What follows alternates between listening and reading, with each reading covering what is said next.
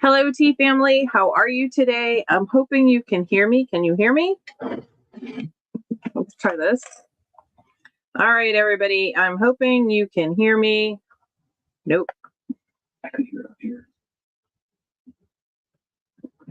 Let's see. Is everybody able to hear me now?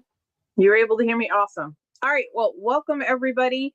I hope you all are having a wonderful weekend. And if you are living anywhere near where I am, hopefully the storms have gone. They look like they're gone for right now, although what I see in the forecast is more storms and possible tornadoes. So, just the fun of living in the Midwest in the springtime.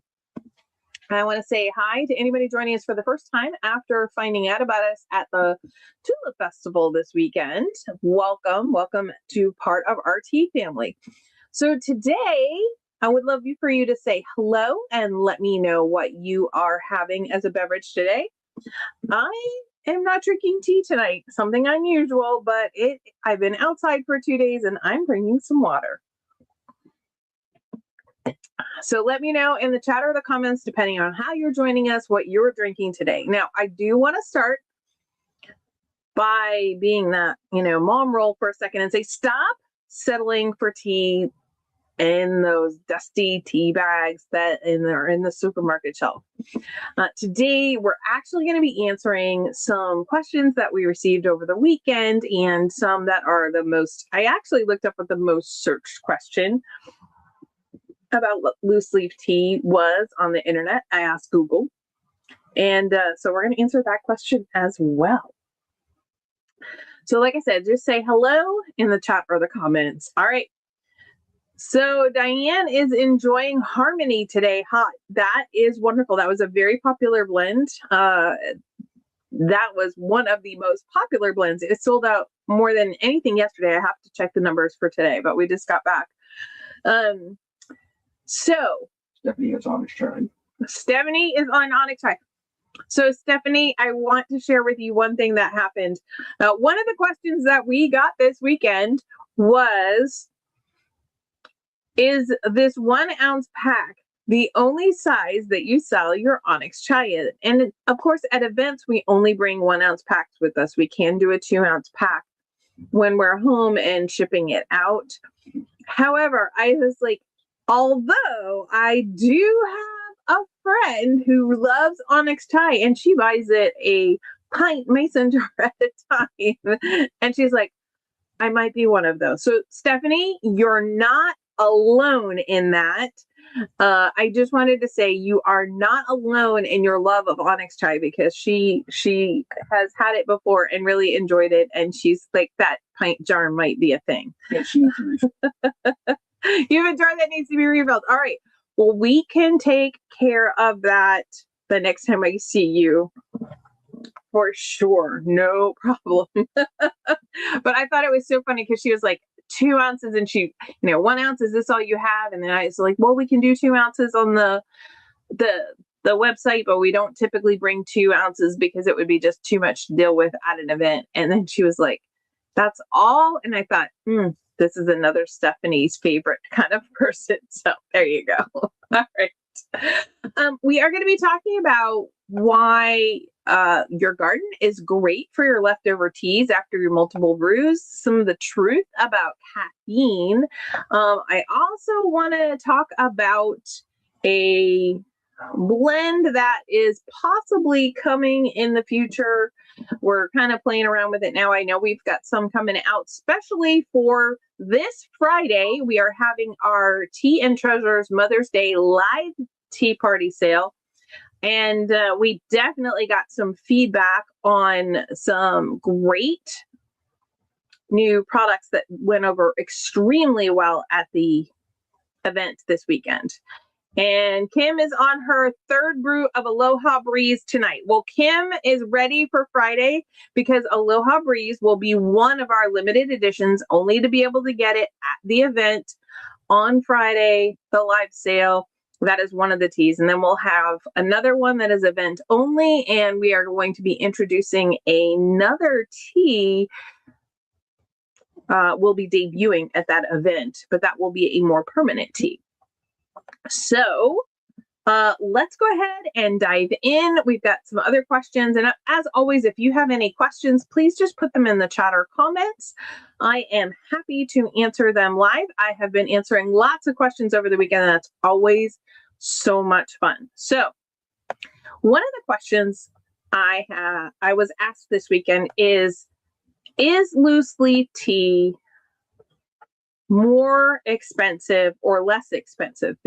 And one of the things I like to share was because you can brew it more times, it is actually works out typically to be less expensive than that supermarket dust. Not only is it a better quality, but the better quality means you get more brews from the same leaves, and then they can still be used for other things afterwards. So you're going to get 3 times as many cups for the price. And that is always one of those things, people are amazed at how many cups you get in a 1 ounce serving of tea. So 1 ounce of tea, a loose leaf tea that you can brew 3 times, generally will give you 30 to 33 cups worth of tea. Now I say generally because you'll have some people who don't want to do the multiple brews. You have other people who do more than 3 brews.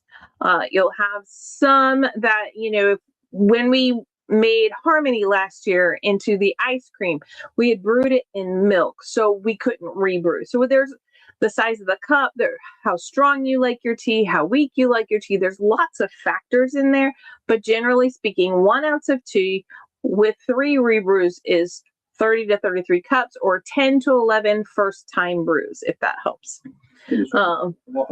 Kim is definitely excited for restocking her Aloha Breeze. There you go.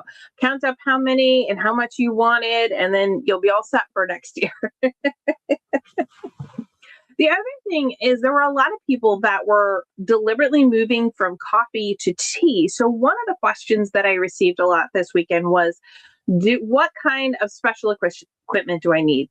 And I think this comes from the fact that we have that British tea party, or we have that Asian tea party and ritual and ceremonies in mind. And it is very much an intricate thing where everything matters, and the kind of teapot, the kinds of teas, and how you brew it, and different things like that.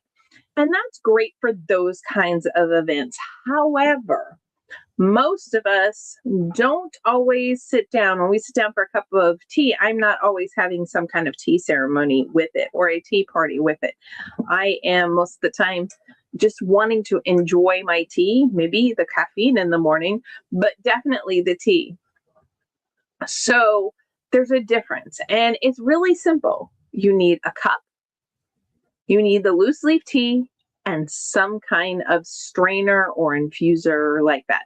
So even just a regular kitchen strainer will work, because there are lots of ways to do it. And you don't have to get fancy. Now, one of the things we did introduce to our market events is something that those of you who ordered over the Black Friday weekend, and one of the special free gifts that was included at all the levels that people didn't realize was a reusable muslin tea bag. Now, why would I use that? No microplastics, no metal, completely reusable. And when it eventually wears out, which these kinds of things will eventually wear out, you can literally just compost it in the garden. Made in the USA, not in another country. That is one of the great things. It's big enough to let all your tea leaves expand. And sometimes you just want the convenience of that tea bag. There's your way to do it. And that was actually a very, very popular item. So that was one of the things. You could have something really simple like that. I even told people, if you don't, and they're like, I don't think I have a strainer that's that fine. But they had cheesecloth. I was like, you can just literally make your own cheesecloth kind of tea bag kind of thing. So you don't need a lot of fancy equipment. Now, it is popular. It does make life easier. We all know that I have the infuser that I can dump up upside down and right side up. I like that a lot, especially for travel. But you don't need any fancy gear. You can just enjoy it. Now, Obviously, it's a great way for people to get you some of that fancy gear for different gifts and occasions. However, you really keep it simple. Another question was what is the difference between a tea kettle and a teapot? And so obviously a tea kettle is something that you use to heat water in, and a teapot is typically where you would put the tea or the tea leaves. And then a lot of times what they would do, especially if you have a caffeine-free blend, you could put the tea leaves in, or the ingredients in the pot, and then add the water, and then just pour it through a tea strainer on the other side right into your cup.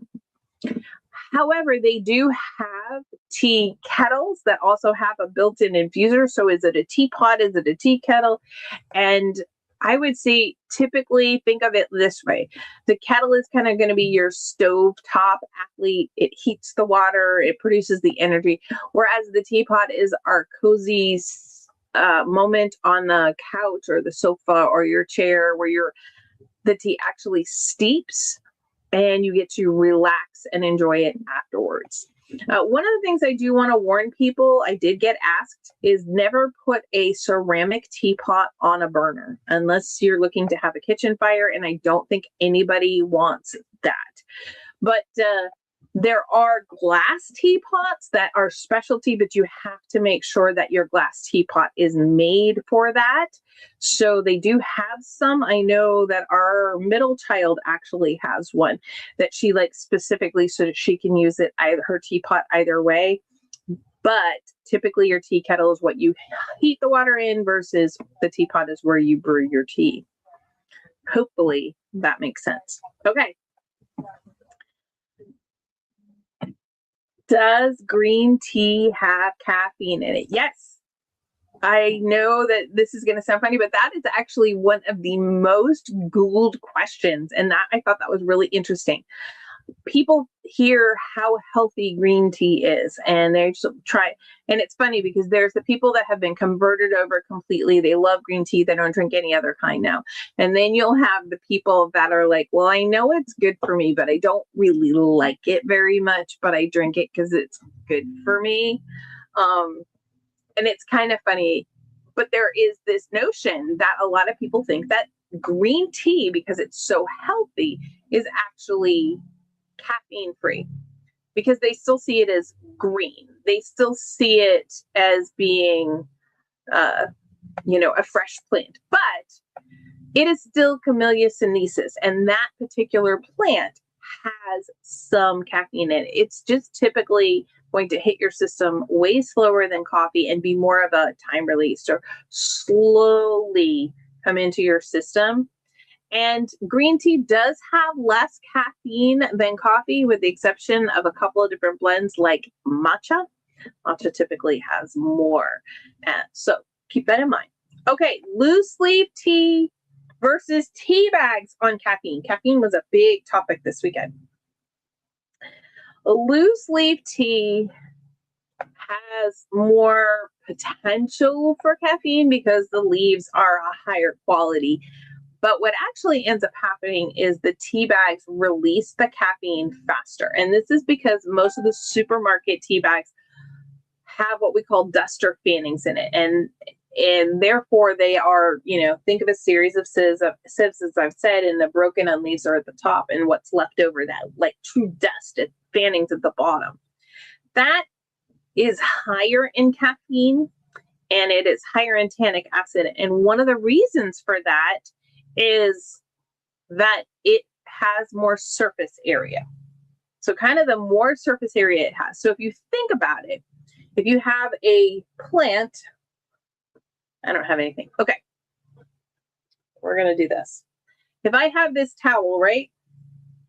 I only have theoretically 1, 4, 5, 6 sides to it, right? Because it's just a hand, it's a washcloth actually. But if I take this and I break it into 4 pieces, then I have 4 pieces that now have 6 sides to it. And every time you break that leaf down, there's more surface area. There's more sides to count for the same amount of the tea leaf. Does that make sense? So you start with a whole leaf. You've got, the front, the top, the bottom, and then the four sides. If I rip that in half, I have the same amount of tea leaf, but I now added more surface area. And every time I break that leaf, I add more surface area. That surface area is where the caffeine is, and it allows it to release faster because it has more surface area. So, if that makes sense, this is why the bags typically are going to drop a lot of caffeine really, really quickly, whereas that loose leaf tea is going to be slower, although they do have the potential, and a lot of it impacts on what kind of tea leaves and things like that. All right. Another question we got, are all teas gluten-free? So I want to really caution you here. Pure tea, pure Camellia sinensis is completely gluten-free. But if it's mixed with other ingredients that have gluten in or in contact with them, that can add gluten to it. There are also some barley blends or teas with natural flavors, see the air quotes, that can, or malt that actually sneak some gluten in. So if you have celiac, always check and make sure on your label, because although the tea leaf itself doesn't have gluten, what it's come in contact and other ingredients included in there could be having an impact. Okay, take a sip of my water.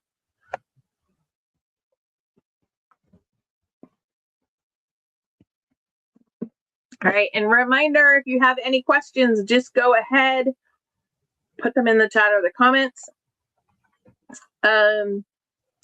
One of the questions I received was, what was my favorite type of way to brew tea? And they were kind of trying to figure out which kind of infuser and, tea bags. And I was not really a huge help at first, because they said, I brew my tea lots of ways. I brew it by the cup. I use a lot of basket infusers. I do use a strainer. I have used, I put the leaves in and put the water in and then just kind of poured it out. And I have my infuser that my travel infuser, there's water in there, and then I have the tea leaves up above, and I put it upside down and I brew it. And I had to say that it really depended on where I was brewing. If I'm going in someplace where I can have access to hot water, but maybe nothing else, then that's when I'm going to use that flip-flop brewer infuser.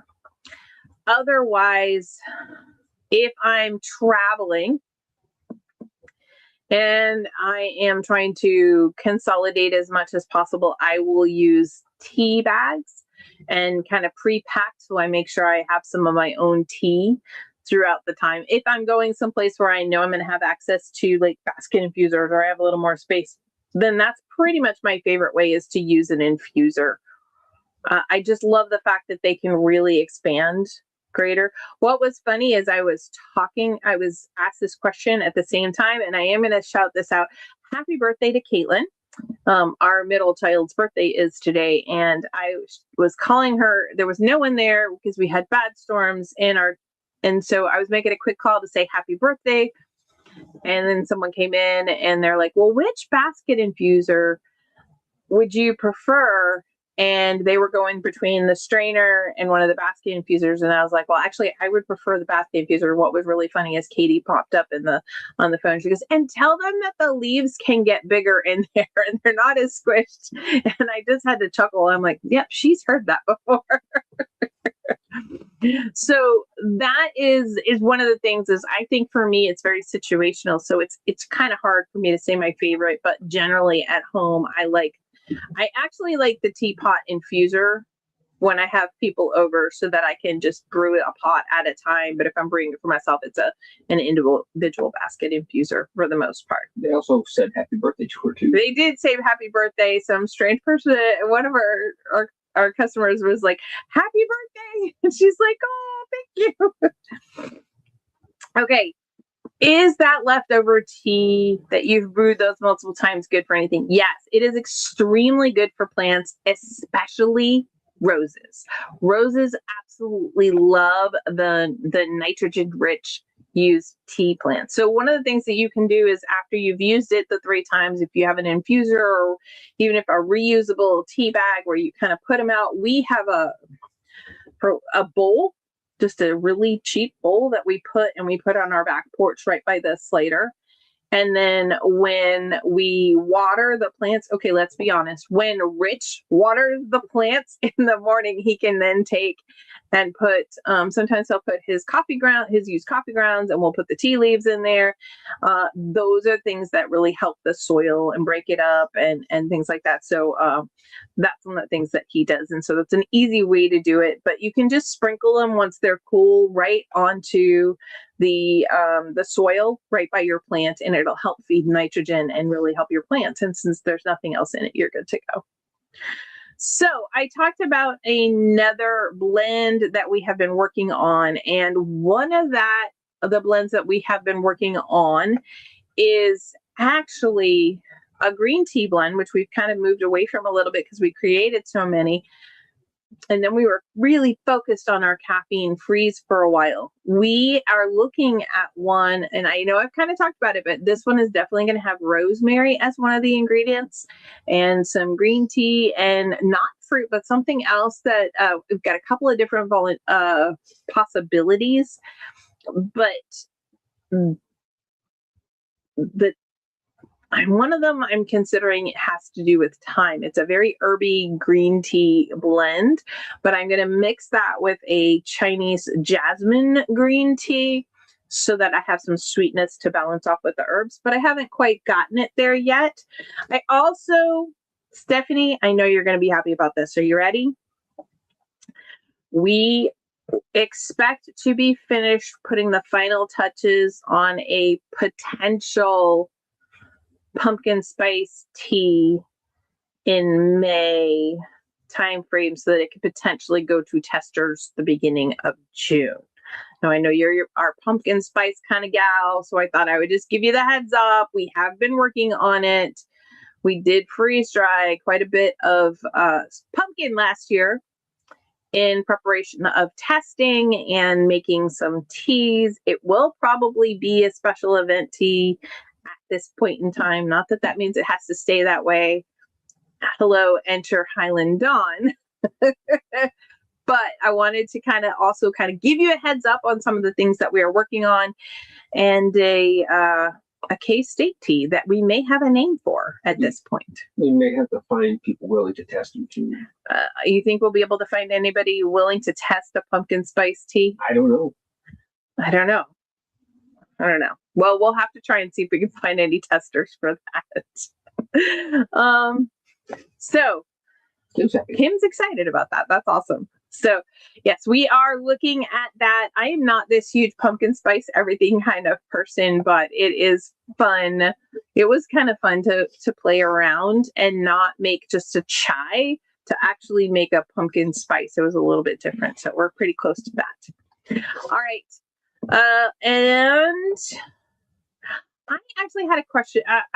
We was talking to someone and they were like, well, I heard I can only really drink green tea because it's really healthy and this, that, and the other thing. And we kind of had the chat that green tea, white tea, black tea, oolong, all comes from the same plant, just how the leaves are processed.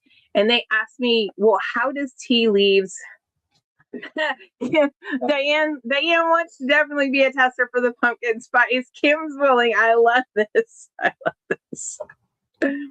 So they wanted to kind of go into a little more depth about how tea leaves are oxidized. And I thought this would be fun to answer as well, because last week I talked about the difference between Chinese tea being kind of toasted versus Japanese green tea being steamed to help it oxidize that little bit.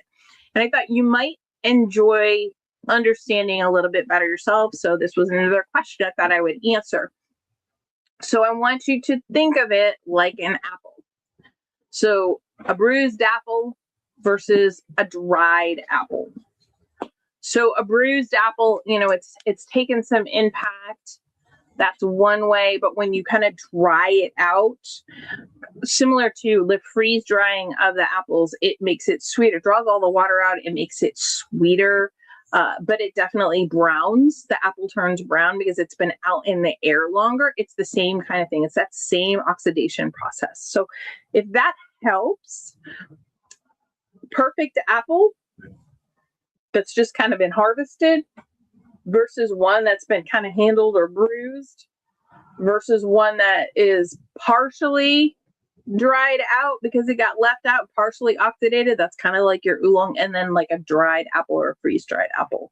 Those are the great ones, the ways to think about how things are oxidized, in things like heat affected and the amount of air it gets and the type of air it gets and different things, and humidity levels all impact it just like it does for tea. So that's kind of what I had for questions this week. If anybody else has any questions or comments, I do want to invite everybody, while I'm giving you a chance to kind of type in, I did want to invite everybody to the live sale on Friday. Aloha Breeze will definitely be among the things. And I have a couple of other things that I'm working on. In fact, we don't have any in the camper because they just sold really well. We did create that little taster. I kind of talked about that earlier this week on our social media. They were extremely popular. People loved the idea of being able to get like kind of one of 4 or 5 different teas. The packets were a little full and kept opening themselves.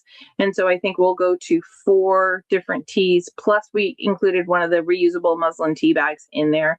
And so I think we'll go to 4 teas in the tea bag as opposed to 5 teas in the tea bag. But they were very popular. People loved them because they could try the caffeine free, they could try the green teas, and we did a black tea. So there were, I only think we have like 1 of the 12 left. So they were we could definitely have sold more of certain ones, caffeine free, again, very, very popular. So I'm not seeing any questions or comments come up, but I'm giving you that extra second. So 7 p.m. on Friday. Yes, 7 p.m. on Friday. And then next Sunday, we'll be back to our thing. The live sale is 7 p.m. Central Time on Friday. Yes, the 17th. That is Friday. How is it already the middle of April? Didn't we just have April 1st like 2 days ago? I swear I lost like 2 weeks of this month already. Yes, we have been making a lot of tea, and now we have to go home. The good thing is we have to go home and make more tea. The bad thing is we have to go home and make more tea. But there's been a lot going on this month already, and it is not over. We have 2 events. We have the live sale, and then the other thing, this is probably the last call if you are doing it virtually, the custom tea blending class that we will be having on the 25th on the Saturday. So in person, you can kind of get it in a little bit later because I will be bringing your custom kit. But if I have to ship it, especially with our mail system lately, it has been very slow. So you're about at the max if you want to join us virtually for that session. All right, I don't see any other questions or comments or anything. So thank you so much for joining me. I enjoyed interacting with everybody, and I will see you all later. Have a great week, everyone. Bye.